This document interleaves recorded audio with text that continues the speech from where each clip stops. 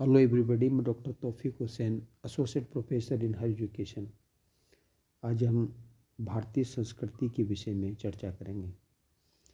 जैसा कि आप जानते हैं कि भारतीय संस्कृति को विभिन्न नामों से जाना जाता है।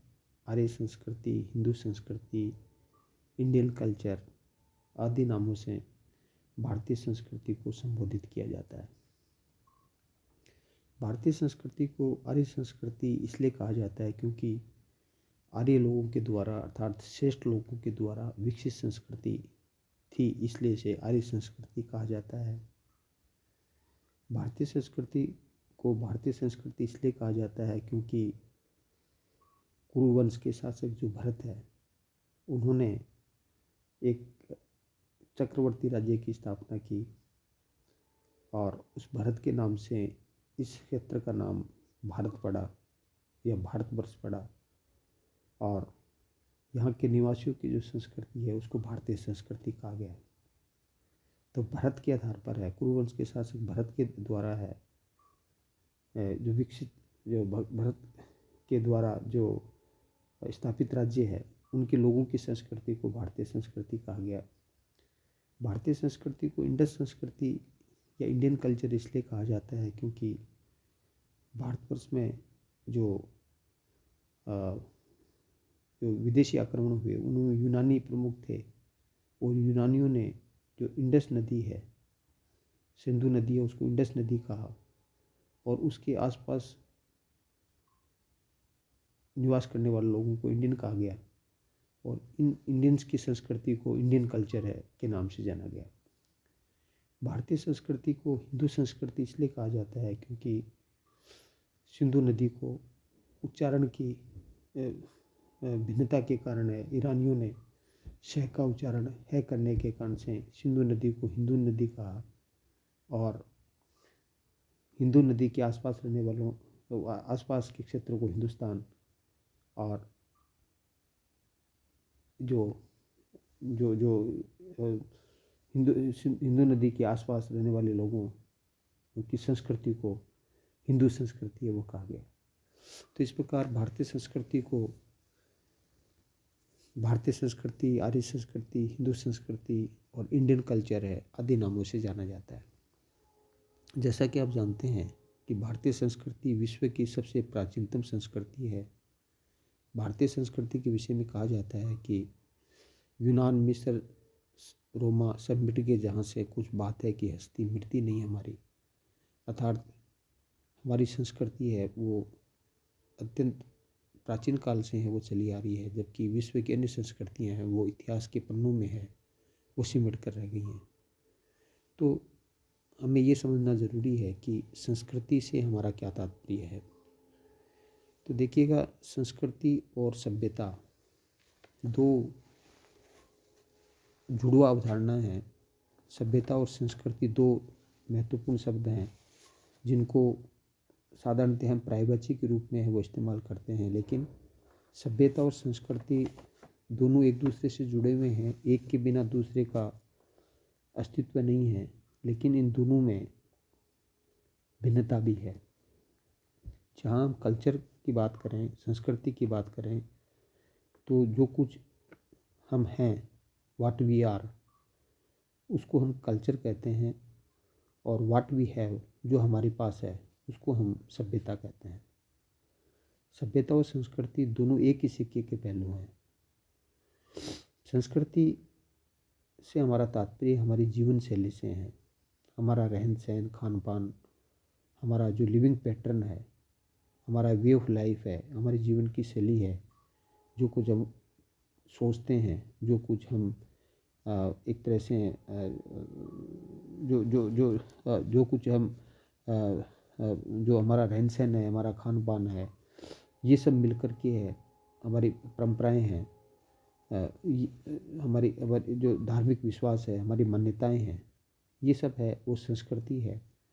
संस्कृति एक प्रकार से हमारी जो आंतरिक विकास है, मनुष्य का जो मानसिक विकास है, आंतरिक विकास है, वो संस्कृति है। जो मनुष्य जो मनुष्य ने बुद्धि का प्रयोग कर करके जो विचार और कर्म के क्षेत्र में जो कार्य किया वो संस्कृति है। संस्कृति का जो एक जो पक्ष है, जो हम कहें कि जो अमूर्त पक्ष है, वो संस्कृति है। मनुष्य ने जो कुछ वैचारिक क्षेत्र में जो किया, जो अमूर्त है, वो संस्कृति है। और जो हमें दिखाई देता है, जो मूर्त रूप है, वो सभ्यता है। अर्थात हमारी जो टेक्नोलॉजी है, हमारा इकोनॉमिक पैटर्न है, उसको हम सभ्यता कहते हैं। तो सभ्यता हमारा भौतिक पक्ष है। हमारा जो मानसिक विकास है, आध्यात्मिक विकास है, या हम कहें आंतरिक विकास है, वो संस्कृति है। और जो हमारा जो भौतिक विकास है, वो सभ्यता है। तो एक प्रकार से जो संस्कृति है, जो मनुष्य को पशुओं से अलग करती है। संस्कृति एक ऐसा तत्व है जो हमें मनुष्य को पशुओं से अलग करती है। क्योंकि पशु और मनुष्य में एक बुनियादी फ़र्क ये है कि मनुष्य के पास संस्कृति है, अर्थात वो अपने मस्तिष्क का प्रयोग करके है, बुद्धि का प्रयोग करके है, वो अपने जीवन को और ज़्यादा सुंदर और ज़्यादा बेहतर है वो बनाने का प्रयास करता है। तो ये मनुष्य का जो ये प्रयास है, वो पीढ़ी दर पीढ़ी है, वो चलता रहता है। अर्थात संस्कृति है एक दीर्घकालीन है, अनवरत मानव के द्वारा किए गए जो प्रयोग है उसकी पूंजी है, एक विरासत है। संस्कृति किसी एक व्यक्ति की देन नहीं है, अपितु भिन्न भिन्न कालों के अंदर है, भिन्न भिन्न व्यक्तियों के द्वारा है। मनुष्य ने चिंतन के क्षेत्र के अंदर है, अपने चिंतन बुद्धि का प्रयोग करके वैचारिक क्षेत्र के अंदर है, और भौतिक क्षेत्र के अंदर जो एक प्रकार से जो प्रतिमान स्थापित किए, बेहतर मनुष्य के जीवन को बेहतर बनाने का जो प्रयास किए, वो एक प्रकार से है, उसको संस्कृति कहा जाता है। अर्थात मनुष्य ने जो एक तरह से अपने जीवन को परिष्कृत किया। अर्थात जो हम यदि संस्कृति का शाब्दिक अर्थ लें तो ये क्रय धातु में जो सम उपसर्ग है और इति प्रत्यय है से संस्कृति शब्द है वो बना है, जिसका शाब्दिक अर्थ है परिष्कृत करना। अर्थात अपने जीवन को और ज़्यादा सुंदर और ज़्यादा बेहतर है वो बनाना है। तो संस्कृति है वो एक प्रकार से क्या है कि मनुष्य ने अपने जो एक प्रकार से जो आदिकाल के अंदर जो विभिन्न प्रकार के जो मनुष्य थे, उन्होंने जो भाषा को जन्म दिया। तो भाषा के जन्म से है वो एक समूह है या एक समाज है वो विकसित हुआ। तो भाषा ने मनुष्य को जोड़ने का काम किया, समूह से समुदाय बना और समुदाय से समाज बना। तो संस्कृति है वो जोड़ने का कार्य करती है। तो भाषा है उसने मनुष्य को जोड़ने का कार्य किया, और मनुष्य ने वैचारिक क्षेत्र पे कुछ ऐसे कार्य किए जिसके कारण से उसमें उत्तरदायित्व की भावना पैदा हो।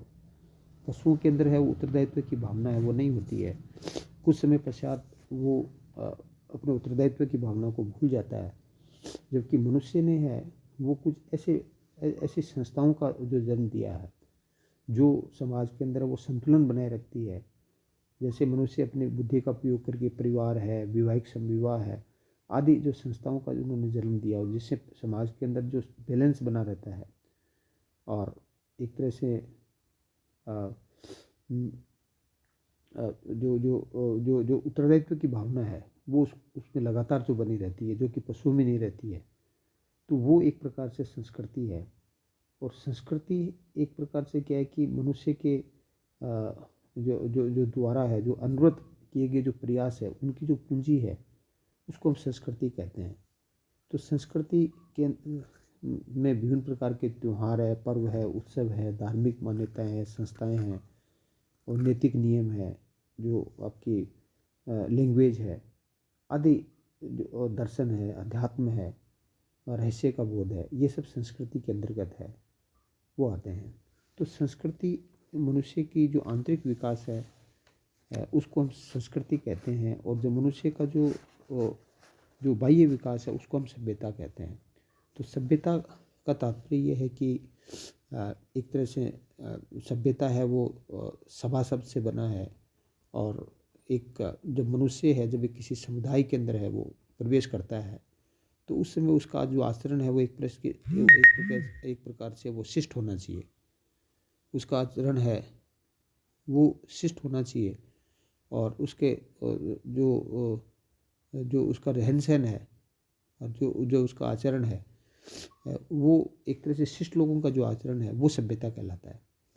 तो सभ्यता एक तरह से क्या है कि जो किसी देश के नागरिकों के द्वारा है, जो अच्छे आचरण से अच्छे आचरण से जो जो जो जो चीज़ बनती है उसको सभ्यता कहते हैं। तो एक तरह से हम कहें कि सभ्यता है वो एक समूह के अंदर मनुष्य के द्वारा जो किया गया जो आचरण है वो मनुष्य को एक तरह से है वो सभ्य बनाता है। तो दूसरे रूप में हम यदि कहें कि मनुष्य के समाज में जो मानवीकरण है वो सभ्यता कहलाता है। तो सभ्यता है वो एक प्रकार से क्या है कि एक समूह में मनुष्य के द्वारा किया गया जो एक शिष्ट व्यवहार है उसको सभ्यता कहा जाता है। तो सभ्यता है वो एक प्रकार से कहें कि भारत के अंदर है वो जो जो साड़ी पहनना है वो जो जो जो एक प्रकार से कल्चर है। तो साड़ी है वो सभ्यता है क्योंकि वो उत्पाद है, वो प्रोडक्ट है, और साड़ी पहनने की जो विभिन्न पद्धतियां हैं वो संस्कृति है। इसी प्रकार से मनुष्य है भारत के अंदर है वो भारतीय संस्कृति की विशेषता यह है कि व्यक्ति है वो धोती पहनते हैं या धोती बांधते हैं। तो धोती है वो सभ्यता का प्रतीक है, लेकिन भारत के विभिन्न हिस्सों में धोती बांधने के तरीके अलग अलग हैं, वो संस्कृति है। तो इस तरह से क्या है कि संस्कृति है वो सभ्यता है वो एक प्रकार से उत्पाद है, या जो उत्पादन और उत्पादन की प्रक्रिया है और जो वैचारिक मान्यता है वो संस्कृति है। तो जो उत्पाद प्रोडक्ट है वो बदलता रहता है, मतलब सभ्यता है वो बदलती रहती है, लेकिन जो संस्कृति है वो एक प्रकार से क्या है कि निरंतर जो एक एक हम कहें कि विरासत है उसका प्रतीक है। जो सभ्यता है वो मनुष्य का जो बाह्य पक्ष है, जो भौतिक विकास है, जो बाह्य विकास है उसको हम सभ्यता कहेंगे, और मनुष्य का जो आंतरिक विकास है उसको हम संस्कृति से संबोधित करेंगे। तो एक तरह से संस्कृति है मनुष्य के आंतरिक विकास है, और जबकि सभ्यता है मनुष्य का जो बाह्य विकास है। तो सभ्यता है उससे क्या है कि एक तरह से क्या है कि मनुष्य जब अपनी टेक्नोलॉजी का जो प्रयोग कर करके है या भौतिक संसाधनों का प्रयोग कर करके मनुष्य जीवन को अपने को और बेहतर बनाता है, तो मनुष्य का जो भौतिक विकास है वो सभ्यता का प्रतीक है। जबकि जो जो एक प्रकार से जो बाह्य विकास है या भौतिक विकास है वो सभ्यता, और मनुष्य का जो आंतरिक विकास है वैचारिक क्षेत्र के अंदर जो उसने जो परिवर्तन किया वो संस्कृति का प्रतीक है। तो एक प्रकार से इस तरह से सभ्यता और संस्कृति है दो भिन्न पहलू हैं, और एक प्रकार से जो संस्कृति जो जो जो मानव जो जो स्मृति है के आधार पर है वो सभ्यता वो पनपती है। जो मनुष्य जो कुछ भी करता है और उसके जो संवाद है वो अंकित होते चले जाते रहते हैं, और जो एक पीढ़ी से दूसरी पीढ़ी के अंदर जो स्थानांतरित होते हैं वो एक प्रकार से संस्कृति है। तो संस्कृति और सभ्यता है वो एक ही सिक्के के दो पहलू हैं। यदि सभ्यता है तो संस्कृति है, सभ्यता संस्कृति है तो सभ्यता है, एक के बिना दूसरे का अस्तित्व नहीं है। क्योंकि मनुष्य वैचारिक क्षेत्र में जो कुछ कार्य करता है वो संस्कृति है, और उसे जब वो मूर्त रूप में दे देता है तो वो सभ्यता है, जो हमें दिखाई देता है वो सभ्यता है। तो वैचारिक क्षेत्र के अंदर उसका जो मनन और चिंतन के द्वारा जो उसका वैचारिक विकास हुआ, जो मानसिक विकास हुआ मनुष्य का, वो संस्कृति है। और उस मानसिक विकास के द्वारा उसने जो भौतिक विकास किया वो सभ्यता है। तो सभ्यता भौतिक पक्ष को इंगित करती है, संस्कृति मानसिक पक्ष को इंगित करती है। भौतिक विकास है वो मानसिक विकास के बिना नहीं हो सकता, और मानसिक विकास को यदि मूर्त रूप नहीं दिया गया तो सभ्यता है वो विकसित नहीं हो सकती। तो एक के बिना दूसरे का अस्तित्व नहीं है। ये एक ही सिक्के के दो पहलू हैं। जैसे पुष्प है और उसकी जो सुगंध है, उस दोनों को एक दूसरे से अलग नहीं किया जा सकता। जहाँ पुष्प सभ्यता का प्रतीक है, वह सुगंध है वो एक प्रकार से है वो संस्कृति का प्रतीक है। यदि पुष्प में से सुगंध निकाल दी जाए तो पुष्प का कोई महत्व नहीं रहता, और तो अर्थात जो संस्कृति निकाली जाए तो पुष्प का कोई महत्व नहीं रहता। तो उसकी पुष्प की जो बनावट है, रंग विन्यास है, वो सभ्यता है, और उसकी जो सुगंध है वो संस्कृति है।